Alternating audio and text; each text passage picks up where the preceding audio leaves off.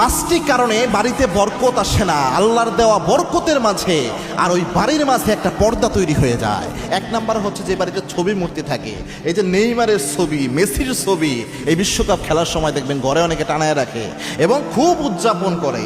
এরকম ছবি যাদের ঘরের মধ্যে থাকে, ছবি মূর্তি, এই জিনিসগুলো যে ঘরে থাকে, ওই ঘরে কিন্তু ছবি থাকলে বিশেষ করে ওই ঘরে রহমতের ফেরেশতা আসতে পারে না, বরকতও আসে না। এবং কি আল্লাহর হাবিব সাল্লাল্লাহু আলাইহি ওয়াসাল্লাম জানিয়েছেন, লা ইয়াদখুলুল মালাইকা বাইতুন কালবু সূরাহ, যেই ঘরের মধ্যে ছবি থাকে ওই ঘরের মধ্যে রহমতের ফেরেশতা প্রবেশ করে না।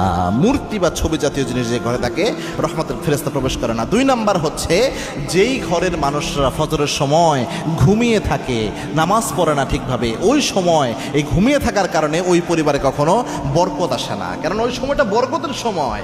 আল্লাহর হাবিব সাল্লাল্লাহু আলাইহি ওয়াসাল্লাম নিজে দোয়া করেছেন, আল্লাহুম্মা বারিক লি ফি উম্মতি বুকুরিহা, আল্লাহ আমার উম্মতের জন্য ফজরের সময়টাকে আপনি বরকতময় করেন। আল্লাহর হাবিব আরেক হাদিসে বলেছেন, ফজরের সময় রহমত বরকতের ফেরেশতারা বরকত নিয়ে পৃথিবীতে নেমে যায়। রহমতের ফেরেশতারা, বরকতের ফেরেশতারা রহমত বরকত নিয়ে পৃথিবীতে নামে।